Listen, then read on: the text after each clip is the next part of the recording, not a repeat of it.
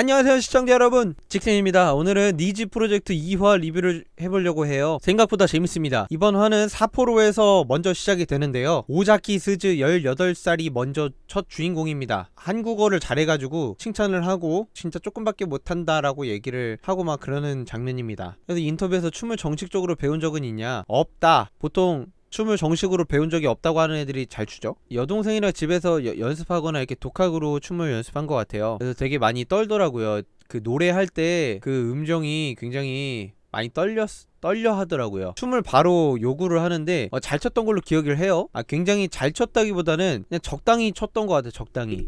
이거 선미 24시간이 모자란가 가시난가를 쳤었던 것 같은데 24시간이 모자라했던 것 같아요. 어쨌든 이렇게 쳤는데 박진영이 의미심장한 미소를 띄우고요. 근데 일단 표정이 굉장히 아주 표독스럽고 좋습니다. 막 연기력을 일단 칭찬하는데 엔기력구가 스바라시하다 라고 칭찬을 합니다. 오자키 씨의 스타성과 가능성을 보고 눈이 짤방이 짤방을 만들다가 가끔씩 저도 너무 웃겨가지고 가능성을 보고 합격을 시켜줍니다. 그 다음엔 고등학교 2학년 16살 이케마츠 리리아인데요, 이 친구 같은 경우에는 남녀 혼성 그룹으로 활동을 하다가 자신을 좀 더 성장하고 바뀌고 싶어서 지원을 했다고 하고요. 노래를 하는데 노래와 실력이 좀 애매한 스타일이었어요. 그래서 박자와 음정이 굉장히 불안했고, 근데 표정은 또 이 그룹 활동을 했다 보니까 표정이 굉장히 좋거든요. 긴장된 표정으로 노래를 하고 이제 심사평을 들어보려고 하는데 이제 춤을 춰보라고 해서 춤을 춥니다. 제가 25년간 가수를 하면서 가장 힘들었던 게 뭔지 아냐? 바로 체중 관리다 라고 얘기를 합니다. 이 친구가 약간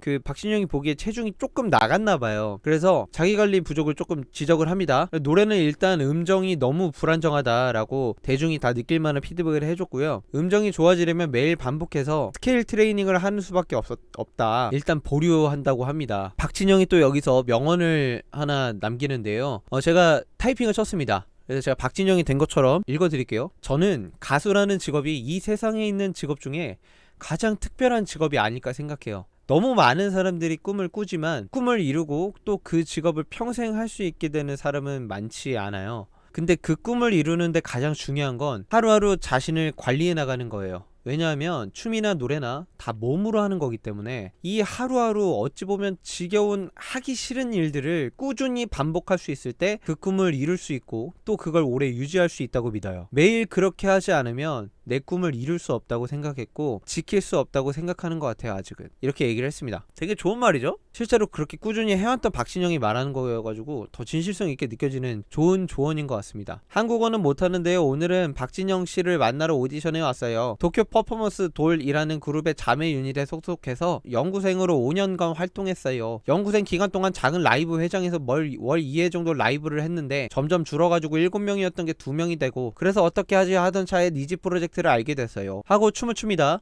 절실한 필사적인 열정이 느껴져가지고 정말로 좋았다고 합니다. 근데 본격적인 심사평은 근데 이후에 나옵니다. 보이지 않는 정신, 마음을 보이게 하는 것이 예술이다. 그래서 자신의 정신, 마음, 개성이 안 보이면 그 퍼포먼스는 예술적인 가치가 없다라고 얘기를 합니다. 그래서 일단 보류라고 얘기를 하고요. 다음 연습생입니다. 이번에 JYP 연습생 7개월 차인 14살 미희라고 합니다. 그래서 자기소개를 하는데 한국어를 굉장히 잘해요. 유창한 한국 실력에 깜짝 놀라는 박신영, 노래를 부릅니다. 노래를 계속 불러요. 굉장히 불안하지는 않은데 안정적이게 잘 부르는 것 같아요. 근데 어떤 질문을 하냐면 크레센도라는 말이 뭔지 아냐? 라는 질문을 합니다. 그래서 그걸 좀 당황해 하는데 마음에 남을 수 있게 약한 부분과 강한 부분을 주는 거요 라고 대답을 하는데, 근데 크레센도를 이 친구가 어떤 부분을 지적을 했냐면 어떤 고음의 피치의 음을 내려면 딱 그 음을 빡 내야 되는데 빡 나올지에 대한 자신감이 없으니까 일단 소리를 작게 내보고 나온다 싶으면 이렇게 올리는 그런 버릇, 갑자기 약하게 냈다가 음이 나오는데 하니까 강하게 내는 그런 잘못된 크레센도 버릇이 있어가지고 그걸 반드시 고쳐야 된다라고 얘기를 해줬고, 근데 그거 말고는 굉장히 좋았다라고 칭찬을 해줬습니다. 일단 보는 사람을 기분 좋게 해서 같이 웃게 만드는 힘이 있다고 얘기를 합니다. 그래서 박진영이 노래 부를 때 무슨 생각을 하면서 불렀냐라고 얘기를 하는데, 이 노래는 사랑, 좋아하는 사람에게 부르는 곡인데요, 저한테는 그런 사람이 없어서 같은 일본인 연습생들을 생각하면서 불렀어요.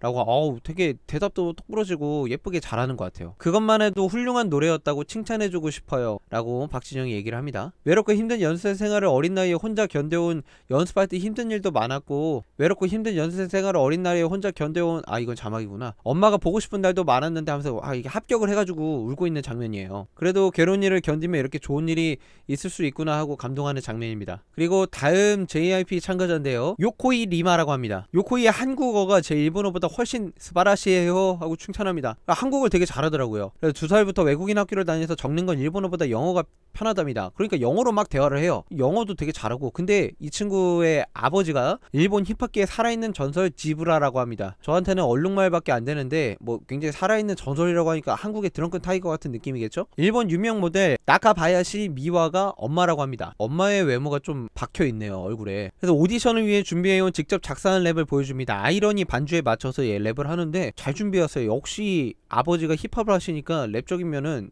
장난 아닌 것 같습니다. 잘해요. 영어를 제가 잘 모르겠는데 어쨌든 어떤 가사이고 얼마나 유치한 가사인지는 잘 모르겠는데 아주 들을 때는 괜찮았습니다. 춤을 보여줄 수 있냐? 춤을 보여줬어요.